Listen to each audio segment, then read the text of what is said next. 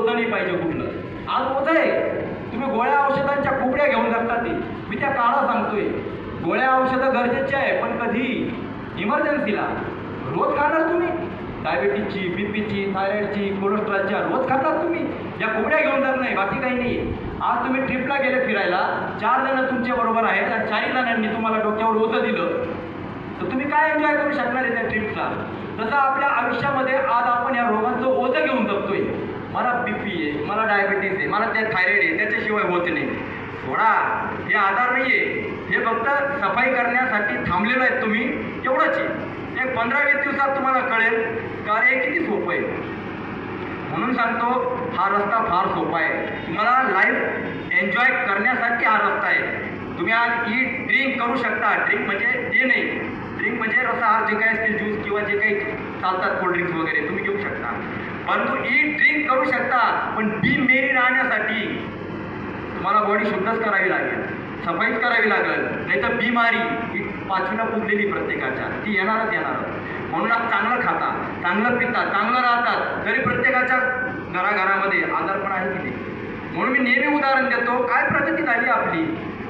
विज्ञान युगामध्ये जगणारी माणसं आपण मंगळापर्यंत पोहोचून घरामध्ये फक्त औषधं वाढली, याच्यापेक्षा काय प्रगती आहे. आज किती जण मला सांगू शकतात 100 वर्षापर्यंत मला कुठल्याही डॉक्टरची आवश्यकता पडणार नाही. छातीत ताकद नाही राहिली बोलायची. 50-60 नाही झाले तर कुठल्या ना कुठल्या गोळ्या आजाराने चालू आहे. वरून काय सांगतात, नाही आता काय वय झालंय. कसलं वय झालंय? आपले ऋषीमुनी 100 वर्षापर्यंत निरोगी राहायचे, कुठल्याही प्रकारचा आजार होत नव्हता. काळ नाही बदलला, काळ तोच आहे. आधे चिमणीच्या पोटी चिमणीच येते, गाईच्या पोटी गाय येते, काळ नाही बदलला, आपली विचारधारा बदलली. तर आज आपण जर ठरवलं, या 15 दिवसामध्ये मी जे सांगतोय ते फॉलो करा, अनुभव करा.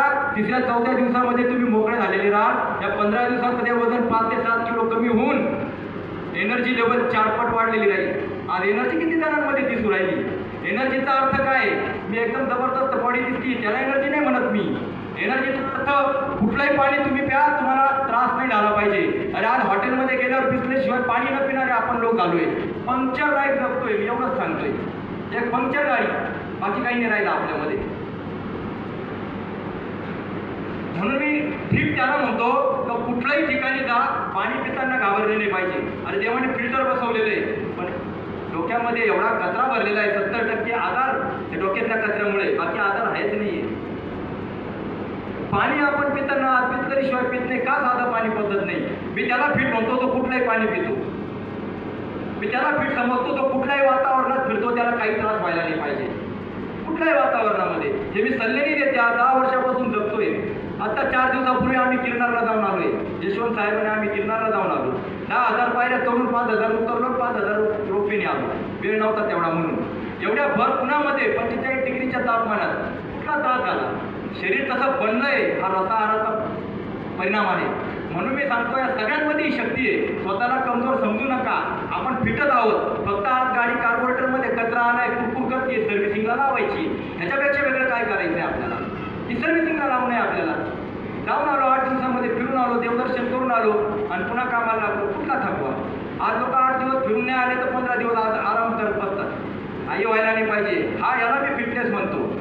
दिसणारी बॉडी अलग, शोकेजची बॉडी अलग, आणि कुठलंही वातावरण बदलो, त्रास नाही झाला पाहिजे. आज एवढासा व्हायरस येतो आणि माणसाला पंक्चर करतो. काय आम्ही फिट आहोत म्हणजे दुनियामध्ये भरभक्कम आम्ही आहेत. माणूस एवढासा डास चालतो आणि डेंगू होतो. बघा किती किती आहे. कधी सर्दी झाली, वातावरण बदललं, कळत नाही. कधी खोकला कफ झाला, कळत नाही. आणि वरून म्हणायचं काही नाही, वातावरण बदललं. मग वातावरण बदललं तर तुम्हाला त्रास झाला, बाजूच्याला का नाही झाला? बाकीच्यांना का नाही होत? आज पशु गटारीचं पाणी पिऊन उकळल्यावर खातो, तरी आयुष्यभरामध्ये त्याला कुठला बीपी नाही, डायबिटीज नाही, थायरॉइड नाही, त्याला कुठल्या प्रकारचं पाठ मान कंबरदुखी नाही. त्याला कधी पाहिलं कॅल्शियम कमी, व्हिटॅमिन कमी, हिमोग्लोबिन कमी. आज मात्र कुठल्या अन्नामधून कॅल्शियम मिळतं आणि व्हिटॅमिन्स मिळतंय याच्यावर चर्चा चालू आहे. अरे कुठला पशु गवत खाताना विचार करतो ह्याच्यात प्रोटीन मिळतील का, कॅल्शियम मिळतील का? त्याला कसली कमी नाही. आणि आज आमच्यामध्ये कोणालाही चेक करा, हिमोग्लोबिन 10च्या, कॅल्शियम कमी, B12 कमी, D3 कमी. काय कमी खाऊ राहिले तुम्ही? तुमच्या घरामध्ये काय कमी खाताय? बरं पैसे कमी नाही तुमच्याकडं, अन्न भरपूर व्यवस्थित सगळे, तरी सुद्धा हा प्रॉब्लेम का बरे? कधीतरी विचार करा. हे सेमिनार त्याच्यासाठी आहे, ते त्यासाठी आहे का इथून ज्यावेळेस तुम्ही जाल तर 15 दिवसामध्ये तुमचा जो फायदा झालेला राहील तो जगातला कुठलाही डॉक्टर करणार नाही, हे मी इथून ठाकीठोकपणे सांगतो. ते केवळ सल्ला नाही देते. कोरोनाच्या काळामध्ये घरी बसलो नव्हतो.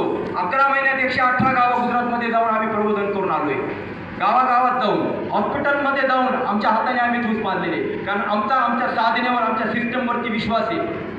भगवंतांनी सांगितलंय, अरे व्हायरस येते अँटीव्हायरस मी देऊनच ठेवला आहे. भगवद्गीतेमध्ये 5000 वर्षापूर्वी वेळपणाला वाचायला निवडून पाहायला.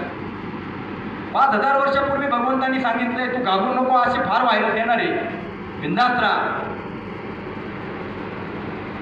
26वा श्लोक 9व्या अध्यायामध्ये पत्रम पुष्पम फलम तोयम योगे भक्ता प्रयच्छति तदाम भक्तिपरितम अष्टामी प्रयतात्मना.